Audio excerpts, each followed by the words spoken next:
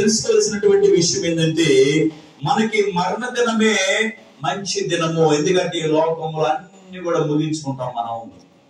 ఇక పాపం అనేటువంటిది ఉండదు. దేవుని నమ్ముకుంటే ఆ విశ్రాంతిలో ఉంటామని వాక్యం సెలవిస్తుంది. Sad but it is true. అంటే బాధకరమైందే కానీ సత్యం ఏంటంటే, జనులందరూ కూడా నరకానికి వెళ్ళటానికి సిద్ధంగా ఉన్నారు. ప్రజలందరూ నరకమునకు వెళ్ళటానికి సిద్ధంగా ఉన్నారు. వినటానికి బాధగానే ఉంది కానీ ఇది సత్యం. ఎలా నరకానికి వెళ్తానికి సిద్ధంగా ఉన్నారంటే, నీతిమంతుడు లేడు, ఒక్కడు కూడా లేడు. నీతిమంతుడు లేడు, ఒక్కడు లేడు ఈ లోకంలో. మరి నీతిమంతులని జ్ఞాపకం చేసుకున్నట్టు ఆశీర్వాదం. ఎవరు నీతిమంతులు? సుబ్బమ్మ టీచర్ గారి తరములో ఆమె నీతిమంతుడు.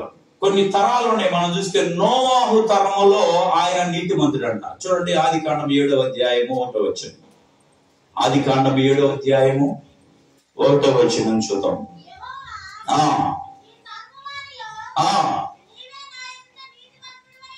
చూడండి, యెహోవా చెబుతున్నాడు, ఈ తరము వారిలో నీవే నా ఎదుట నీతిమంతుడవై ఉన్నావు కనుక నీవును నీ ఇంటి వారును ఓడలో ప్రవేశించమని చెబుతున్నాడు. కనుక ఆ తరములో, నోవాహు తరములో ఆయన ఒక్కడే నీతిమంతుడు. సుబ్బమ్మ టీచర్ గారి తరములో ఆమె నీతిమంతురాలుగా ఉన్నట్లుగా మనం గమనిస్తున్నాం.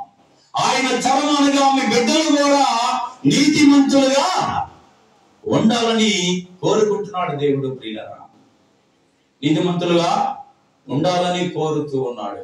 ఒకసారి యెరెమీయా వస్తా ఉంటాడు కదా, అందరిని పలకరించడానికి వస్తా ఉంటాడు. ఒకసారి అడిగా, అన్నా దేవుని నమ్ముకున్నావా, దేవుని చర్చికి వెళ్తున్నావా అంటే, నాకు ఏడ కుదురుతుందిరా అన్నాడు. ఒకసారి నాకు ఏడ కుదురుతుందిరా అన్నాడు. చూడండి ఎంత పని ఉందో అన్నకి కదా, ఉద్యోగం. అట్లా చాలా మంది చెబుతాడు, నాకు ఏడ కుదురుతుంది అయ్యా. కుదరకపోతే డేంజరస్ సిచ్యువేషన్ లో ఉన్నారు. కుదరకపోతే కుదిరించుకోవాలి దేవుని సన్నిధికి వెళ్ళడానికి. సుబ్బమ్మ నాయనమ్మ ఎంతో ప్రార్థన చేస్తా ఉంటది బిడ్డల కొరకు. ఎంత ప్రార్థనో మాకు చెప్తా ఉండేది, ప్రార్థన చేయండి అయ్యా, ప్రార్థన చేయండి అయ్యా పిల్లల కొరకు. ఆమె ప్రార్థన వలనైనా మీరు మారు మనసు పొందాలి. ఈ కూటము, ఈ రాత్రి కాలం జరిగే కూటము ఆమె కోసము కాదు, ఇది ఎవరి కోసం? ఇది బ్రతికున్నటువంటి మనందరి కోసం. ఇది ఆమె పని అయిపోయింది, ఆమెకేం లేదు భూమి మీద కదా. బ్రతికున్నటువంటి మన కొరకు వారి ఆమె కుమారులు, కోడళ్ళు, మనవళ్ళు, మనవరాళ్ళు అందరూ కూడా రక్షింపబడాలని ఆమె కోరిక. ఆ కోరికని మీరందరూ కూడా నెరవేర్చితే ఎంతో ఆనందం. మరలా మీరు వెళ్ళి ఆమెని కలుసుకోగలరు. మీలో ఎంతమంది ఆమెను చూడాలనుకుంటున్నారు? చేయొద్దాను కుటుంబ సభ్యులు. మీరు ఆమెను చూడాలంటే ఖచ్చితంగా ఏం చేయాలా? యేసయ్యని నమ్ముకోవాలి. నమ్ముకుంటే గాని ఆమెను చూడటానికి వీలు కుదరదు కదా. యేసు ప్రభు వచ్చినప్పుడు మొదటిగా మృతి చెందిన వారు, తర్వాత సజీవమైనటువంటి మనము లేపబడి దగ్గరికి వెళ్తామని వాక్యము సెలవిస్తుంది. కనుక ఖచ్చితంగా దేవుని నమ్ముకోవాల్సినటువంటి వారమై ఉన్నాం. పిల్లరా, దేవుని రాజ్యంలో ప్రవేశించాలంటే కొన్ని విషయాలు చేయాలి. అవి ఏమిటంటే, మనం గమనిస్తే చాలా మంది చారిటబుల్ అనగా సహాయం చేయలేనటువంటి వారిగా ఉంటారు. సహాయం చేయకుండా. మత్తయి రాసిన సువార్తలో 25వ అధ్యాయంలో రాయబడింది. చూడండి ఒకసారి 25:31 వచనం చూద్దాం.